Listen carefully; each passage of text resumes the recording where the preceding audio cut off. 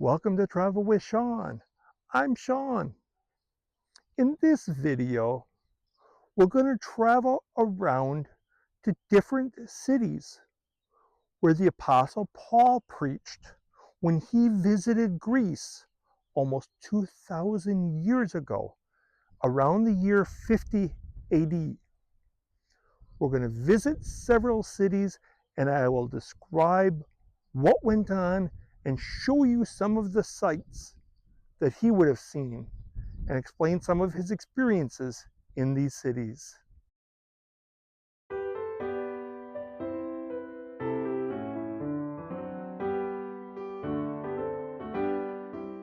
In the Bible, the book of Acts, or Acts of the Apostles, has 3 chapters, 16 through 18, dedicated to the Apostle Paul's journey through Greece. Whether or not you're a Christian, the places mentioned 2,000 years ago really exist, and I'm going to show them to you and explain what happened there, including what is written in the Acts of the Apostles. Paul's journey through Greece begins in Troas, in modern-day Turkey. The Bible says, during the night, Paul had a vision of a man of Macedonia standing and begging him, "Come over to Macedonia and help us."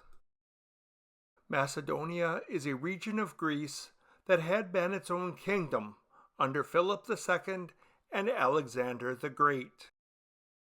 The Bible says, from Troas we put out to sea and sailed straight for Samothrace, and the next day we went on to Neapolis. Samothrace is a Greek island about 1/3 of the way from Troas to Macedonia. The Bible says that from the island of Samothrace they sailed to Neapolis, which is now Kavala, Greece, on its eastern shore. The Bible says, from there we traveled to Philippi, a Roman colony and the leading city of that district of Macedonia, and we stayed there several days. There was a major Roman road called Via Egnatia that passed through both Neapolis and Philippi. It makes sense they would have walked that road to get to Philippi. We're looking at an aerial view of Philippi, and you can see the black line that indicates Via Egnatia passing through Philippi alongside and to the east of the Roman Forum. We're looking at the Roman Forum of Philippi, with the Via Egnatia on the opposite side. The apostles would have come down that road from this direction ahead of us. The Bible says, on the Sabbath we went outside the city gate to the river, where we expected to find a place of prayer.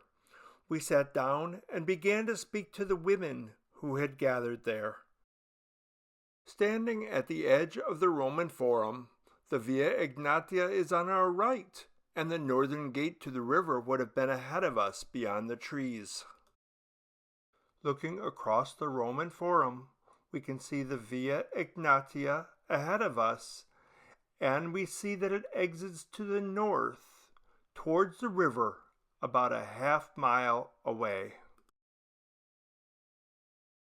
The Philippi Archaeological Museum is the building in front of us, and the apostles would have followed the Via Egnatia, past here, going on a little further by the trees ahead of us, to the river, where people were praying.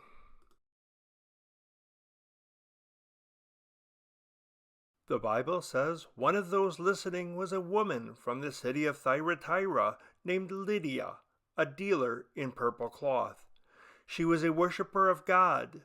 The Lord opened her heart to respond to Paul's message.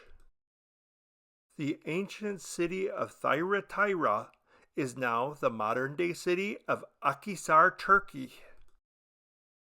This is the Baptistry of Lydia, built in commemoration of the first recorded baptism in Europe, which was in Philippi around 50 AD when Paul baptized Lydia and her household. This was a popular place for Jews to worship, especially Jewish women who also came here to wash their clothes in the river. In chapter 16 of the Acts of the Apostles, verses 16 through 24, there is the story of how the apostles got arrested while they were in Philippi. It says that they were going to the place of prayer and that they encountered a female slave who had a spirit by which she predicted the future. So they were likely walking along the Via Egnatia we see ahead of us on the other side of the Forum, and she was likely working in the Forum. This passage from Acts also says she earned a great deal of money for her owners by fortune telling. It says that she followed the men, shouting that they were servants of God.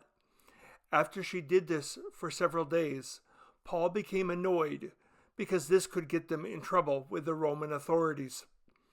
Finally, he ordered the spirit to leave her, and it did immediately. When her owners realized that Paul was responsible for their slave losing her ability to make them so much money, they grabbed him and Silas, dragging them to the Roman Forum to face the authorities. They brought them before the magistrates, identifying them as Jews and accusing them of advocating illegal practices. The office of the magistrates was likely at the north end of the Forum, in the large government building that was there. Before jailing them, the magistrates ordered them to be stripped and beaten with rods, which would have happened near the center of the Forum. So I mentioned before that Paul was arrested. Paul and Silas were imprisoned for preaching the gospel of Christ. This is exactly where they were. And then when an earthquake struck, it opened up. The jailer saw they were still there, and he became a Christian. The jailer was ordered to guard them carefully, so he put them in shackles chained to the stone wall. About midnight, as they were praying and singing, there was a strong earthquake that shook the rocks containing the jail, and the doors popped open, and everyone's chains came loose. When the jailer arrived and saw the doors open, he was about to kill himself to escape execution, but Paul talked him out of it and convinced him to become baptized. Roman law said citizens could not be beaten or imprisoned without a fair trial. The Bible says when they heard that Paul and Silas were Roman citizens, they were alarmed. They came to appease them and escorted them from the prison, requesting them to leave the city. The apostles would have left Philippi following the Via Egnatia. This is a map of the Via Egnatia. The apostles would have left Philippi following this road to Thessaloniki. The Bible says when Paul and his companions had passed through Amphipolis and Apollonia, they came to Thessalonica, where there was a Jewish synagogue. From Philippi, it would have been approximately a 30-mile walk to Amphipolis, another 30 to Apollonia, and then about another 30 to Thessaloniki. At this point in his ministry, Paul was almost exclusively preaching to the local Jewish population. Upon arriving in Thessaloniki, he would have come here to the Roman Forum, which was the marketplace, in search of Jews, looking for the synagogue and a place to stay. He and his disciples, Silas, Timothy, and Luke, spent at least 3 weeks here. Archaeologists have not found physical evidence of where the synagogue was in Thessaloniki, but historians believe it was somewhere near the Forum. The Bible says, but other Jews were jealous, so they rounded up some bad characters from the marketplace, formed a mob, and started a riot in the city. they rushed to Jason's house in search of Paul and Silas in order to bring them out to the crowd. Vladidan Monastery, built in the 14th century, stands on or near the site of the home of a man named Jason, where the Bible says the apostles stayed while in Thessaloniki. Again, there is no direct archaeological evidence confirming this is the location of Jason's home, but it is strongly believed to be based on local history. Now ancient landmarks, the Arch of Galerius and the Rotunda, wouldn't even be built for another 150 years. The Bible says as soon as it was night, the believers sent Paul and Silas away to Berea. Berea or Berea is about a 2-day walk southwest from Thessaloniki. Paul would have likely gone to the Roman Forum, where the Archaeological Museum is now, to find the synagogue. Historians believe the synagogue is about where it was in the 1st century AD, about a mile south of the Forum. Here's a view from inside the modern synagogue. This monument marks the spot where Paul preached in Berea. The Bible says the believers immediately sent Paul to the coast. Those who escorted Paul brought him to Athens. What is now called the ancient Agora of Athens was the city's marketplace and cultural center before the Romans built a new one, now known as the Roman Agora, in 11 BC. The ancient Agora was the cultural crossroads of ancient Athens. It was located along the Panathenaic Way, the main road, running north from the Acropolis, making it an ideal location for a synagogue accessible to both locals and visitors. The synagogue would have likely been just outside of the Agora. While in the Agora, Paul would have noticed the massive temple of Hephaestus and learned about the temples on top of the Acropolis, as well as the other temples and idols that would have been in the Agora. The Bible says, so he reasoned in the synagogue with both Jews and God-fearing Greeks, as well as in the marketplace, day by day, with those who happened to be there. The ancient Agora was a popular location for social gatherings. The Athenians were known for their curiosity and love of learning. The Roman Agora would have been the center of government and commerce, so Paul and his disciples likely visited both on a daily basis. The Bible says a group of Epicurean and Stoic philosophers began to debate with him. The ancient Agora was a popular place for philosophers to gather and debate. The Bible says, then they took him and brought him to a meeting of the Areopagus, where they said to him, may we know what this new teaching is that you are presenting? And were intrigued enough by his responses to invite him to a meeting on Areopagus Hill, where new religious or philosophical ideas could be presented and scrutinized. Paul was invited to explain his teachings about Jesus and the resurrection, which were unfamiliar and intriguing to the Athenians. Paul climbed up the Areopagus, stood before the philosophers of Athens and curious minds of every kind to present the gospel of Christ. In a city filled with idols and ideas, he spoke of a God unknown to them, yet near to all. He challenged their worldview, not with force, but with reason, speaking of a creator who doesn't dwell in temples, and of a day when all will be held accountable. The Bible says after this, Paul left Athens and went to Corinth. It's likely that some converts in Athens escorted Paul and his disciples as they left, like elsewhere in Greece. They likely walked to the southwest coast to take a boat sailing to Cenchreae, a popular port in the 1st century AD. The port of Cenchreae is about 8 miles east-southeast of ancient Corinth.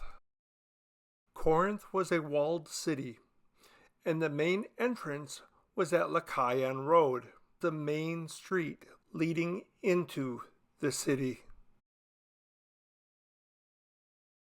The men would have seen several high-end shops lining the street, as well as statues of the local gods on both sides. Looking ahead to their right, they would have been able to see the top of the Temple of Apollo, standing tall and proud. This is all that is left of the Temple of Apollo, which would have been large and impressive looking, built more than 600 years before Paul's arrival in Corinth. Near Lycaon Road stands the Fountain of Perini, a vital water source in ancient Corinth. Built in 44 BC, it would have been nearly 100 years old when Paul arrived. As was his custom upon entering a city, Paul would have gone to the marketplace, the Roman Forum, in search of Jews and the synagogue. The Bible says the Jews of Corinth made a united attack on Paul and brought him to the place of judgment.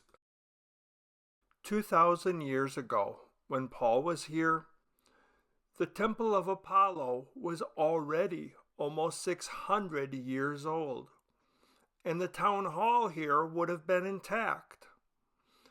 This is the Roman Forum, where Paul was brought because he was teaching about Jesus and the resurrection. Specifically, they took him over to the Bema, where the government officials, in this case the proconsul, sat in judgment. Now we're behind the Bema, the place of judgment. This is where the magistrate or Roman governor would have sat in judgment, and other government officials would have stood to address the citizens. This was the courthouse, the rostra. Bema was a Greek term referring to a speaker's elevated platform, typically found in the Greek agora. The rostra was of Roman origin, typically larger and more ornate than a bema, typically the main structure in the forum. In Corinth, they were one and the same. Anyone wishing to address the government official would have stood in that paved square right there. Right in front of it is the remains of what's believed to be the scourging post, which is where prisoners would have been tied up and whipped. The proconsul, or governor, sat up here, on one of these two seats. He did not give Paul a chance to defend himself. Instead, he quickly surmised that the accusations involved questions about words and names and Jewish law. He told them to go away and to not bother him with this. Here we see a cross from a nearby 12th century church. This plaque quotes 2 Corinthians chapter 4, verse 17. For this slight, momentary affliction is preparing for us an eternal weight of glory beyond all comparison.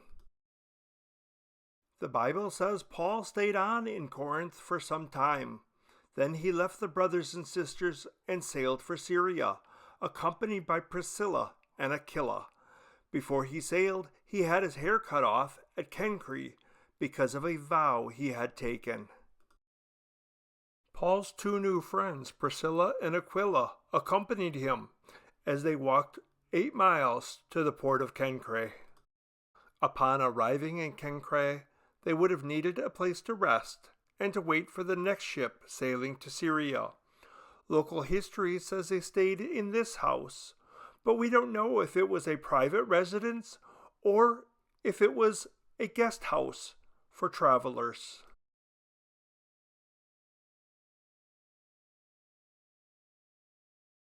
I would estimate that the house had about 1,200 to 1,500 square feet of finished space above ground. It also had underground space, possibly for food storage.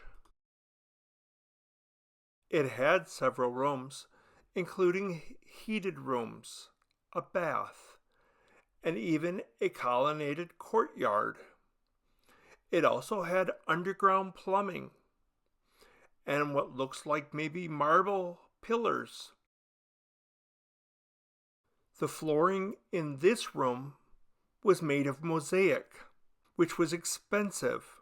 Given the size of this floor and the intricacy of the work, it would have cost at least 1 to 3 years' wages for the average worker. Based on the extensive mosaic flooring, marble pillar, colonnaded courtyard, heated rooms, bath, plumbing, underground storage, brick construction, and its ideal seaside location, I believe this house belonged to a wealthy individual, possibly connected somehow to one of the members of the new Christian community in Corinth. Researchers have identified this house as a luxury residence. Alternatively, given its proximity to the place of embarkation, it may have been a traveler's lodge. That stone structure ahead of us on the sea that looks like a stone podium was the Roman embarkation stairs for embarking onto and disembarking from the ships. This ends our tour of St. Paul's travels through Greece. I hope you appreciated it. Thank you for watching. I appreciate your support. Until next time, bye-bye.